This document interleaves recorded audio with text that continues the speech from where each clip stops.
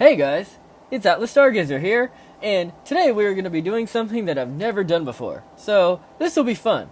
We're going to be going over a what-if topic. Anyways, I am super excited to be making this, and with that, I really hope you enjoy this one. Content warning. This story contains some pretty strong language, so if you don't like that type of stuff, I bet you enjoy my other videos that contain no strong language. Anyway, let's get into the story. Umber had chosen to return. An odd thing, perhaps, given the danger he quite actually knew was present at the school. But still, something in his mind, his heart, pushed him to. A feeling far too strong to be mere loyalty, one that cast itself as more of a premonition. A stark blade that remained firm in his mind since he left the Jade Academy. Rising from another sleepless night, Umber rolled over to see Sora nestled into the ragtag blanket she was draped within. Sora, Umber felt apprehensive towards his sister, especially after their escape, but he understood why she took such measures against Icicle. He was barely angry, more so concerned. Concerned about her future, about her mind's well-being, and their sibling kingship with the others.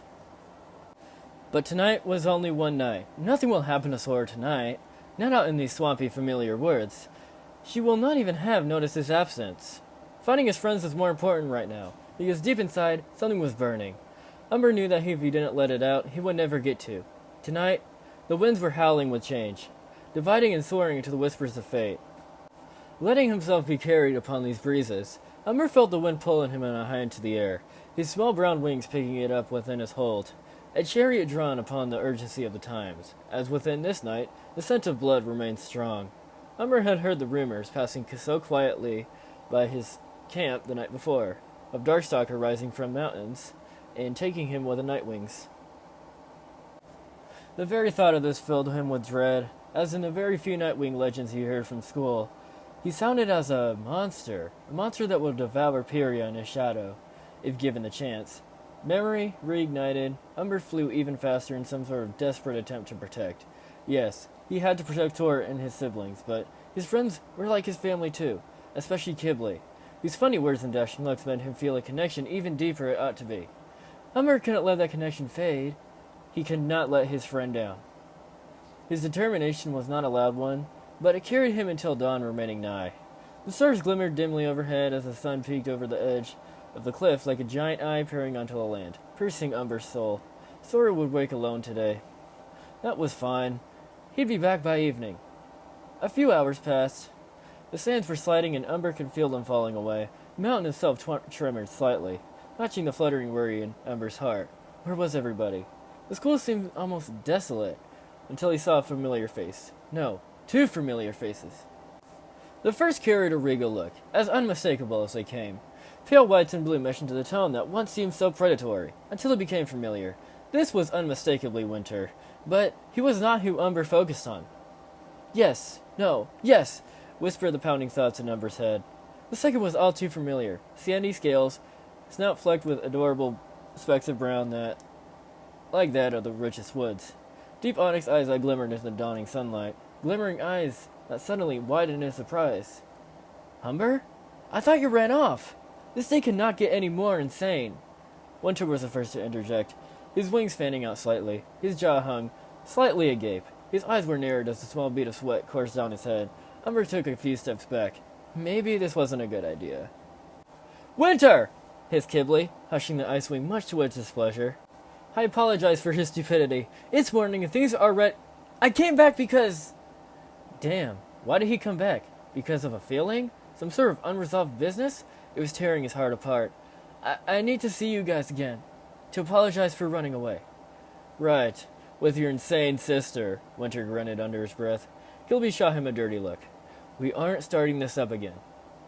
Listen, I don't care about any of that. Just, you don't need to forgive me or her. Just please, Winter, Qibli.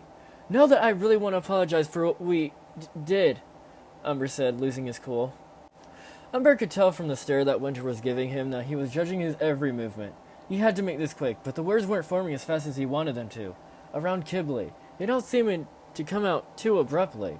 It was so strange, how his guilt came pouring out all like that. In sputtering tones, he wasn't worth Qibli's attention, not after running away like that. He wasn't loyal to his friends. He wasn't loyal to his heart. Heck, He wasn't even loyal enough to his sister to be back by sunrise. He should just walk. Then, after a pause, Qibli spoke. He did nothing wrong, Umber. Your sister was your friend, right? Well, I need to go save my friends now, too. And it's going to be a long journey. I know certain dragons will judge you harshly for who your sister was. Qibli cast a glare over to Winter, but you're not responsible for your actions. You chose to stay loyal, to have hope, and I know how that feels. Having hope is not a crime. Qibli laid a talon on Umber's shoulder, as he could feel red blossoming onto his scales. In that moment, he knew what he felt was love. Love. The conversation afterwards sort of faded into the background behind his sudden gust in his mind. That's so sappy, Qibli. I'm just trying to cheer him up, Winter. Thank you, Umber whispered. It helped. I'm glad. Okay, we need to get serious for a second. Umber, things have been pretty intense around here. Me and Winter are going to deal with some serious issues. I know you have your duties, so this may be our final goodbye. In that brief pause, Qibli realized what graveness he implied. I think we'll be alright, though, so don't worry. Umber's ears fell. Qibli's voice wavered slightly near the end. He was lying. Okay, but come back in one piece. I really like you, so if you or Winter, Turtle, or Moon came back injured, I wouldn't know what to do. Jeez, stop being such a worrywart, said Winter. You're gonna make me feel sorry. We'll be fine. Well, maybe Winter won't, but I will. Stay safe, Umber, and goodbye, friend. Friend. It burned a little. That love still glowed brightly, yearning for an out, but now it's too late. Qibli was leaving, and he had his own duties. Umber cursed himself internally for not realizing sooner, for hiding his feelings within so long that he could barely recognize them. Even as they entered, his conscience was fasting. How his daydreams, with Qibli in them, always felt so soft and gentle in his mind. Warm like the sun that faded with every second as clouds passed by. He needed to tell him. Wait, Qibli, before you go, can I talk to you aside for a second? Oh, spirits, was he really going to do this? Qibli raised an eye but came over to his own cliffside away from Winter, who watched them leave. Now here they were, standing side by side, gazing out of the pallid sands, far in the distance. Qibli, I don't know what's going on out there, but I've heard legends, Umber said. I know I said this already, but really, I mean it. I need you to stay safe, because what? The fire nearly glowed in his chest, and it made him want to hide the cool depths of his academy caves. But with the sun upon him now, the glowing rays became so hard to stay cool. It became easier to speak, and yet so much harder at the same time. Was he going to do this? Yes, he was. He was. I love you, Qibli. Of course we love each other. We're friends. No, Qibli. I love you. I love you.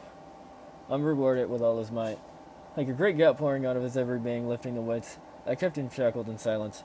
Umber had never been so loud. Winter may have heard, but Umber didn't care. He only cared about what Qibli would say next. But he didn't say anything. Umber could feel the shadows creeping in, even in his brightest daylight. He could feel a rocky hold in the mountains, the sand falling below his grasp in every crevices. He said it. The weight was lifted, but now it hovered in the air, unweirdly, unsteady, fishtails. What a bad move this was. Umber lowered his head, breaking his gaze with Qibli. I'm sorry. I understand you don't feel the same way. No. Umber, you need to stop blaming these things on yourself. Look, I love you too, but not like you do. I think we just stay friends. I have a lot of crazy stuff in my life and a lot of swords pointed at my neck. You don't need a sort of conflict in your life. I'd bear any sort of conflict for you. Umber could feel a wetness against his snout. Qibli reached and brushed him away, but when he touched it, not sandwing heat, but a coldness. I know you've been through some wild stuff yourself, and I know you'd be loyal to the core, and I need to be loyal to my core too. My heart is so elsewhere. Qibli looked up in the sky and blushed for a second as a cloud, shaped as a crescent encircling the sun, understood clearly. He understood deeply, those feelings in the core. I still have you in my heart, and mind. Always, Umber. My friend, you're one cool mudwing, and I hope you come back someday. But let's just be friends, Qibli said. Okay, friends. Stay safe. Please.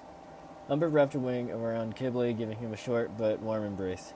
It hurt, but it felt lighter somehow. A sense of closure in a way.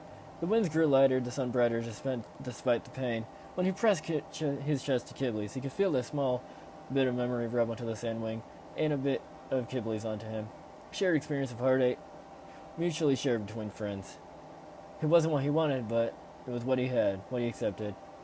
Umber had dealt with loss often, but this was the first of its type, leaving bittersweet tears staining his scales. After the short embrace, they let go. Umber was reluctant too, but loosened his grasp, letting his friends go.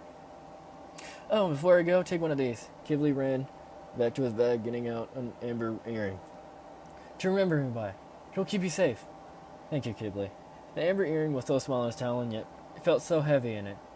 Umber could see the brown spots of Qibli's snout and the gold of his scales, the glint in his eyes. Yes, it bore no regret. Not anymore. Only the slight regret that he didn't say anything sooner. Thank you, Umber whispered to himself one last time, watching winter. And when the winds grew even lighter to the breeze were before, times of change were coming. But that wasn't necessarily bad. It was an opportunity to explore, to learn the feeling of heartbreak and to see out new beginnings. He clipped the amber earring onto his ear and set out into the sky.